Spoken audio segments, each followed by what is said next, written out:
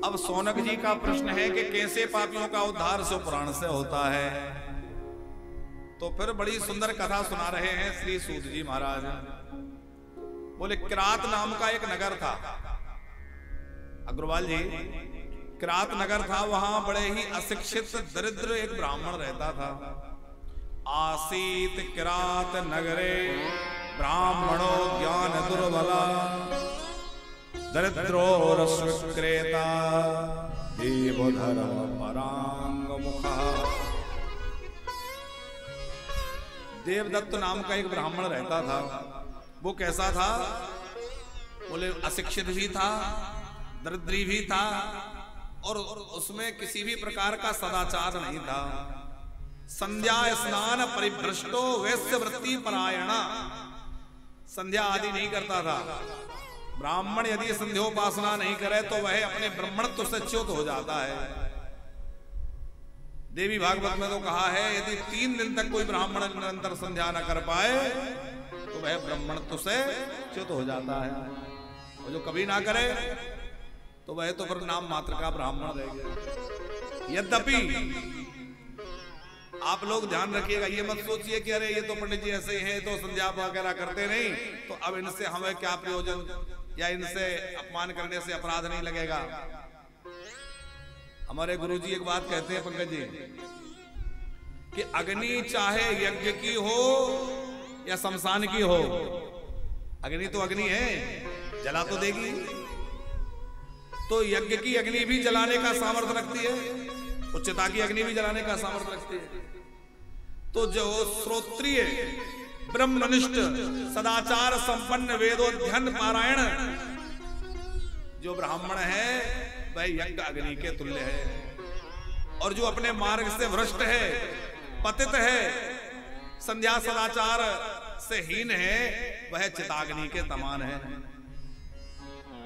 तो वह स्वयं में पावन नहीं बन पा रहा है, उसके अपने जीवन की समस्या है, लेकिन हम उसका अपमान अपराध करेंगे तो हम तो जल ही जाएंगे, भले ही वो अग्नि शमशान की हो पर हमें तो जला ही देगी। इसलिए हमें उसके अपराध से बचना चाहिए, हमें उसका अपराध नहीं करना चाहिए। तो कैसा था वो ब्राह्मण? संध्या स्नान परिभ्रष्टो, स्नान का कोई नियम नहीं, संध्योपासना करना नहीं, वैश्य वृत्ति परायणा, वैश्य वृत्ति का माने रस का विक्रय करना, व्यापार करना, ये ब्राह्मण के लिए पूरी तरह निषिद्ध है। ब्राह्मण गोपालन तो खूब करे, लेकिन ब्राह्मण को दूध बेचना, दही बेचना, घी बेचना ये सर्वथा निषेध है। रसों का विक्रय करना, व्यापार करना ये ब्राह्मण के लिए निषिद्ध है। वैश्यवृत्ति का आश्रय यदि ब्राह्मण लेता है तो वो अपने ब्राह्मणत्व से च्युत हो जाता है। तो वो ब्राह्मण कैसा था? बोले वैश्यवृत्ति परायण। देवराज इति ख्यातो, उसका नाम देवराज था। विश्वस्त जनवंचका, लोगों को छलना, लोगों को ठगना ये उसका काम था। तरह तरह से लोगों को ठग लेना। और आजकल तो वही व्यक्ति ज्यादा बुद्धिमान माना जाता है जो लोगों को छलने के ठगने की विद्या ज्यादा जानता हो। जो कहे झूठ मस्करी जाना, कलयुग तेई गुणवंत बखाना। वो स्वामी जी ने क्या गजब गजब के सूत्र रामचरितमानस में लिखे हैं। कलयुग में कैसे लोग होंगे? बोलो जो जितना ज्यादा लोगों को छलना, झूठ बोलना, कपट करना जानता है वो उतना ही ज्यादा होशियार बुद्धिमान कहलाता है। वो कैसा था? लोगों को छलता था, मारपीट करता था, लोगों को लूट लेता था, शराब पीता था, पूरी तरह से दुराचारी था। एक बार कहीं तालाब किनारे घूम रहा था, वहां शोभावती नाम की एक वेश्या उसको दिखाई दी, उसके रूप पर मोहित हो गया और उसको घर लाने का आग्रह करने लगा। घर वालों ने द्रोह किया तो सोते समय अपने माता पिता और पत्नी सबको मार डाला। अब आप विचार करिए कितना बड़ा पापी होगा। अपने खास माँ बाप को मार डाला, पत्नी जो पति परायणा थी उसको मार डाला, और शोभावती नाम की वेश्या को लाके घर में रख लिया और लोगों को लूटपाट करते हुए इसी तरह पाप में उसका जीवन चलता रहा और लंबे समय तक वो इसी तरह पाप करता रहा। एक बार वो कहीं यात्रा पर था, कहीं जा रहा था, प्रतिष्ठान नगर में पहुंचा।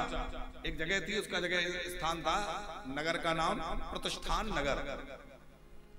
वहां जाके संयोगवश ये बीमार पड़ गया। अब बीमार पड़ गया तो उसके पूछने वाला कौन?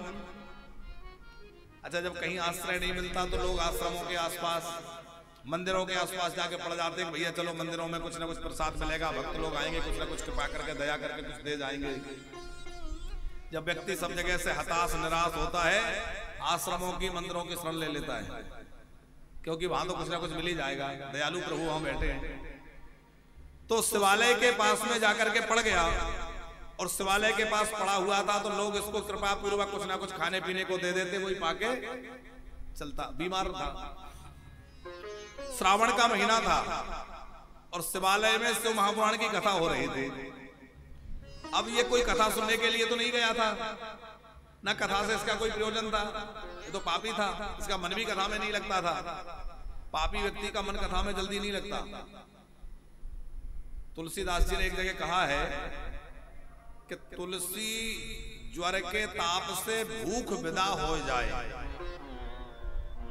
जैसे बीमार व्यक्ति को भोजन अच्छा नहीं लगता, नहीं, उसी प्रकार तुलसी पिछले पाप थे हरि चर्चा न सुहाए। तुलसी पिछले पाप थे हरि चर्चा न सुहाए, और जैसे ज्वर के ताप से भूख विदा हो जाए। पाप हमारे कथा में मन नहीं लगने देते, बार बार लगेगा वहां चलते हैं, ये कर लेते हैं, वो कर लेते हैं, पता नहीं कब तक होगा है? तो उसका मन तो नहीं लगता था, लेकिन वो बीमार था, कहीं जा नहीं सकता था, मजबूरी में पड़ा रहा, और कानों में कथा जाती रही। किशन लाल जी, हम इसीलिए कहते हैं कि यदि आप वानप्रस्थ में आके पड़ गए और मन भजन में नहीं भी लग रहा, तो अखंड नाम संकीर्तन चलेगा, नाम तो कानों में जाएगा, लगातार भगवान की कथा चलेगी, कभी तो कानों में जाएगी, कुछ ना कुछ तो जीवन में बदलाव आएगा। 1 महीने तक वो बीमार वहीं पड़ा रहा, और श्रावण का महीना था, शिव पुराण की कथा उसके कानों में देवराज के जाती रही। बीमारी के चलते वह मृत्यु को प्राप्त हो गया, और जब उसकी मृत्यु हुई तो यमराज के दूत उसको लेने आए, यमपुरी में ले जाने लगे। उसी समय भगवान शंकर के गण हाथ में त्रिशूल लिए, बाघांबर लपेटे हुए, जिनके शरीर में भस्मी लगी हुई है, रुद्राक्ष धारण किए हुए हैं, जटाजूट धारण किए हुए हैं, हर हर महादेव करते हुए प्रकट हो गए। और भभूत जिनके शरीर से झड़ रही है, दिव्य तेज प्रखर चमक रहा है। यमराज के दूत तो घबरा गए, भाई ये क्या है, हम तो पापी को लेने आए थे, अच्छे भले, ये सब कहां से आ गए? शिवगणों ने फटकार लगाई, जानते नहीं हो? अभी इसने शुभ कथा सुनी है। यमदूत बोले कि अरे लगता है तुम लोगों को भ्रम हो गया, ये कोई कथा प्रेमी नहीं है, कोई भक्त नहीं है, ये बहुत बड़ा पापी, अपने ही माता पिता को मारने वाला हत्यारा है। फिर इसने ब्राह्मण होकर के सदाचार को नष्ट किया। अच्छा किशन लाल जी, आपने कभी एक बात गौर की, उदाहरण जितने भी दिए गए वो ब्राह्मणों के दिए गए, चाहे अजामिल का हो, चाहे आगे एक बिंदुक ब्राह्मण का है या देवराज का है, और भी तरह तरह से, धुंधकारी का है। क्यों? बोले जो ऊपर है वो नीचे गिरेगा, जो नीचे है उसके गिरने की संभावना नहीं है।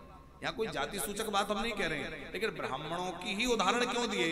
उसका कारण है कि और किसी से धर्म में थोड़ी चूक हो जाए तो वो क्षमा है, लेकिन ब्राह्मण सदाचार संपन्न होना चाहिए, क्योंकि वह वेद पुराणों का जानने वाला है। और ब्राह्मण कुल में पैदा होकर भी यदि पाप करे तो उसके पापों का कहीं प्रायश्चित नहीं है।